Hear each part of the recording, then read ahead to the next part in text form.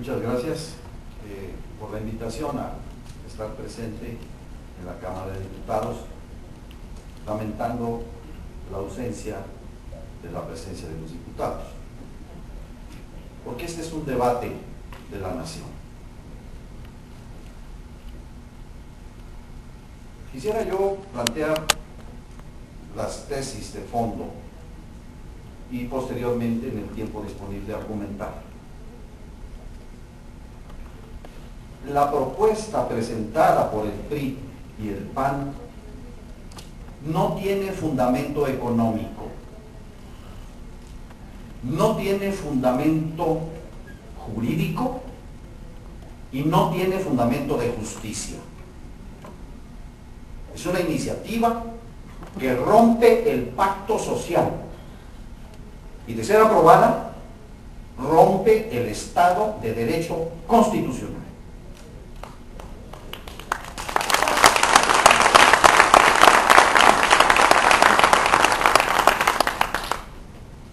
Esta ley lo que propone es establecer como norma la injusticia y la violencia contra el trabajador. Violencia multidimensional que hoy ya se está observando en la sociedad, en su dimensión económica, en su dimensión política, en la agresión contra los sindicatos, en violaciones claras a los derechos humanos, como fue el caso de la extinción anticonstitucional de Luz y Fuerza del Centro y el ataque sistemático contra los mineros, contra cualquier organización democrática de los trabajadores. El solo hecho de haber sido presentada denigra y repudia a quienes la presentaron. Se argumenta que es México, que es el país. Voy a plantear en primer lugar esta cuestión. ¿Qué es la nación? Si no es precisamente el universo de personas que estamos vinculados por derechos y deberes que deberían estar ordenados por el principio de justicia. Eso es un Estado.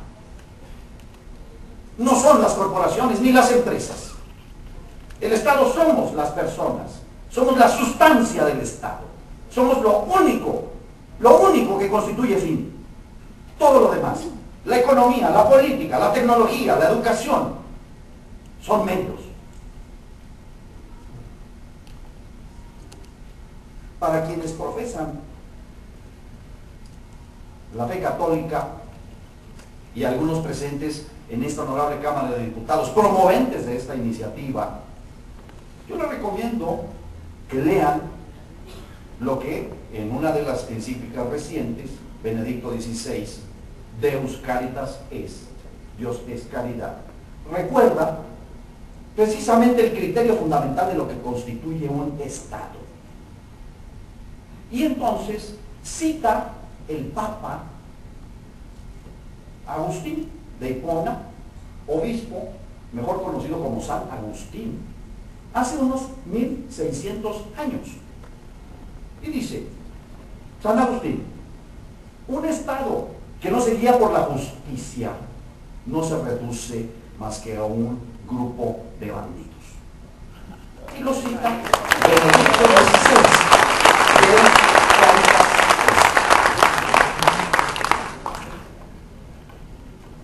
Hay que poner las cuestiones sustantivas de fondo. Lo que ha ocurrido en las últimas 3 décadas es que México, por un pacto corporativo transnacional, deliberadamente quienes promovieron ese pacto transformaron nuestro Estado-nación en una colonia estadounidense que ahora tiene un régimen de apartheid con su correspondiente muro.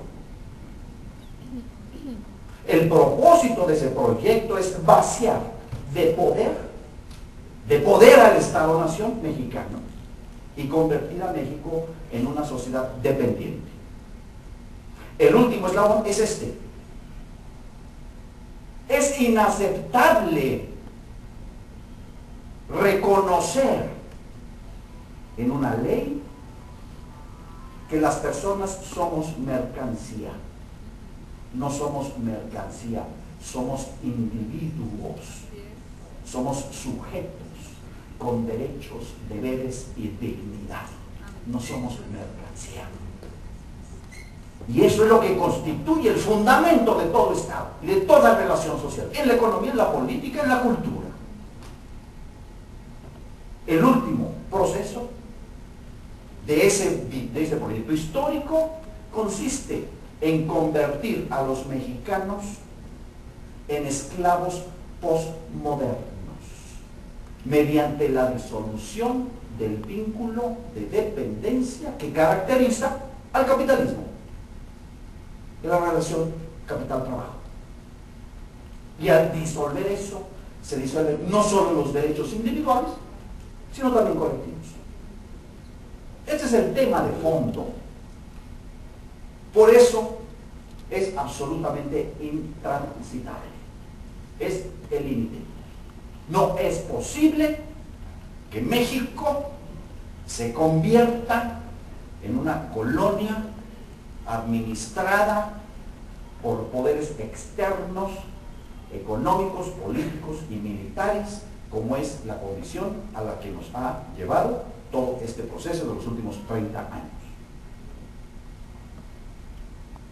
La imposición de este proyecto histórico se realizó por la violación de uno de los elementos fundamentales de la soberanía, que es la expresión de la voluntad en los procedimientos democráticos. En el año 1988 hubo fraude. En el año 1994 se asesinó al candidato presidencial, a uno. En el año 2000 se nos introdujo el concepto de que el problema era un partido y no un concepto y un paradigma. Y en el 2006 fue, haya sido como haya sido. De manera que no estamos entonces ante un verdadero procedimiento de respeto a la voluntad que el 39 constitucional establece. La soberanía recae en el pueblo. Nosotros somos los que instituimos estos poderes. El Estado no es este edificio, ni es un documento firmado que se llame Constitución. Es la voluntad de autogobierno, guiada por el principio de justicia, lo que nos constituye, precisamente en un Estado de derecho. Las consecuencias de esta modificación de nuestra economía política ha sido el vaciamiento del poder nacional, del poder de autodeterminación, y arribar a uno de los capitalismos más irracionales e injustos del mundo. No hay otro país en el que se pueda comparar el nivel de irracionalidad e injusticia como en el cual estamos instalados los mexicanos. Veamos.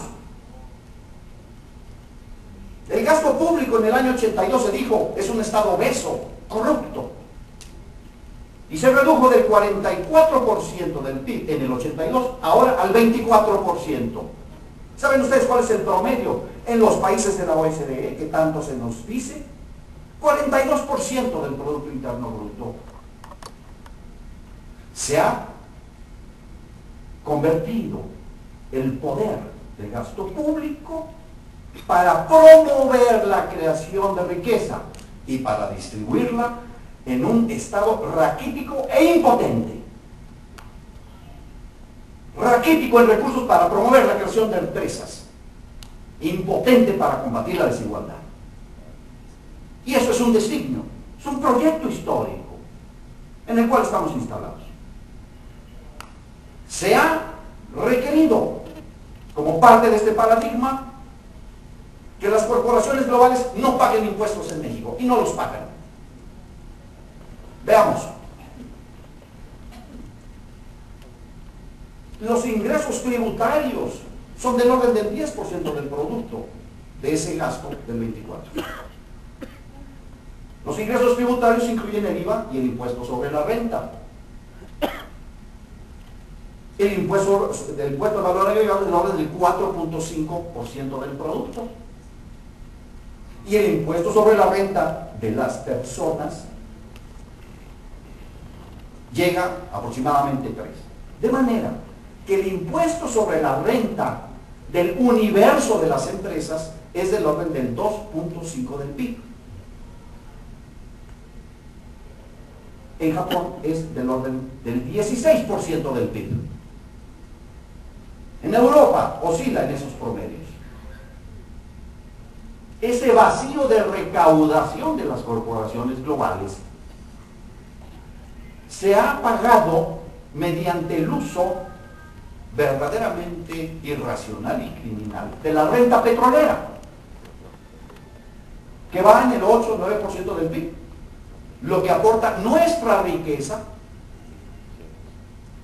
no renovable, exportada sin valor agregado, importando 42% de las gasolinas y más de 25.000 millones de dólares de petroquímica, para sustituir ese vacío de recaudación.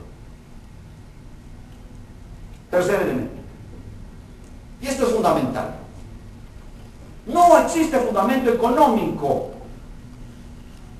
apelando a que con esta reforma se mejoraría la competitividad en virtud de lo que ha ocurrido en los últimos 25 años, en donde la participación de los salarios en el Producto Interno Bruto se redujo del orden del 36 al orden del 29% del producto. Comparemos. Hace 150 años en Francia, los salarios representaban 50% del producto francés. ¿Qué había? Una clase media amplia. ¿Qué hay en Europa? Una gran clase media protegida por un sistema de seguridad social. ¿Qué hay acá? Gigantesca acumulación y gigantesca miseria para la mayoría de los millones de mexicanos. De manera que no hay argumento económico, en virtud también de que si lo medimos el poder adquisitivo del salario está N veces demostrado y dicho cómo se ha reducido el poder adquisitivo del salario. El salario mínimo hoy nos ajusta para comprar 5 kilogramos de tortillas. De manera que en ese punto no existe ningún fundamento económico a los planteamientos que se están haciendo. Y este modelo nos ha llevado a un control corporativo y transnacional de la banca, a un control corporativo y transnacional del ahorro de los trabajadores, que es expropiado para las gigantescas acumulaciones del sistema bancario internacional, de una dependencia industrial. México perdió 6 puntos del PIB industrial. Yo no sé qué defiende la CONCABIN. Del año 2000 a la fecha se han perdido 1.350.000 empleos en las manufacturas. Cada año se pierden más de 10.000 empresas manufactureras. La dependencia alimentaria es otro de los mundos que expresan esta gigantesca irracionalidad. Desde que se firmó el Telecán, se perdieron más de 6 millones de empleos en el campo. Más de la mitad de ellos emigraron en condiciones de falta de protección a los derechos humanos a los de Estados Unidos. Allá producen alimentos y otras cuestiones que luego importamos. Hoy importamos el 42% de la comida. Y al aumentar los precios internacionales, ello se expresó en que lanzamos a 8 millones de mexicanos a la pobreza extrema en tan solo 2 años. De manera que en este paradigma, esta propuesta que evidentemente está diseñada para reducir los salarios, las prestaciones, las libertades y derechos de los trabajadores, constituye, por lo tanto, un eslabón más de este proyecto histórico que no corresponde al interés de los mexicanos. Vuelvo al planteamiento inicial. Solo es ley aquella que tiene un contenido de justicia. Si en Sudáfrica un parlamento votaba leyes que discriminaban, no eran verdaderas leyes, porque el criterio verdadero de la obligación es que se ajusta. Y yo les pregunto, ¿debe ser obedecida y acatada una ley que es intrínsecamente injusta? De manera que yo espero, y de verdad, con esperanza, que estos argumentos sean reconocidos por quienes tienen la facultad de votar leyes. Yo espero que en México las transformaciones de este orden social injusto transiten precisamente por una fundamentación y una deliberación que precisamente permita la construcción de decisiones éticas con contenido de justicia.